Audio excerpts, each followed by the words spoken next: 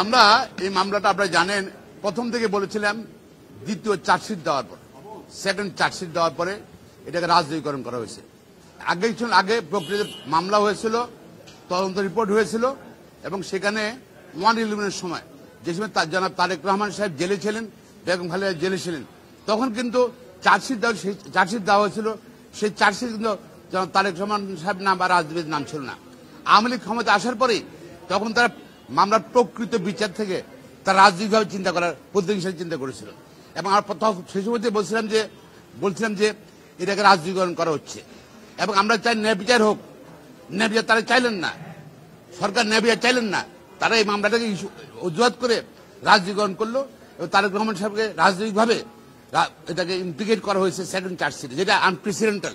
একই আসামি একবার বললে এক কথা, আবার পরে উল্টা কথা হিসেবে বললেন 160 বলে, এটা তো আনপ্রেসিডেন্টাল।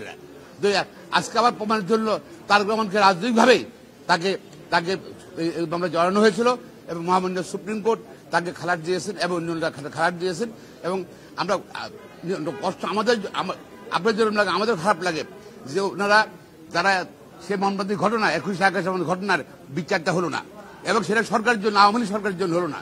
তারা এটাকে রাজনীতিকরণ করেছে। রাজনীতিকরণ না করতো প্রকৃত বিচার হতো। আপনি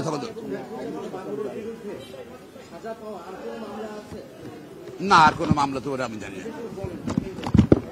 জনাব তারেক রহমানের বিরুদ্ধে বিএনপি পার্বতী চেয়ারপারসন তারেক বিরুদ্ধে আর কোন মামলা সুপার আইন কোন মামলা নাই। আর যেটা হলো যে সত্যের জয় হলো এবং তারা যে আদালতকে রাজনীতিকরণ করা হয়েছিল, করতে চেষ্টা করেছিল, রাজনীতি বিচার করেছিল, সেটা কিন্তু আবার সত্য প্রমাণিত হলো। ধন্যবাদ।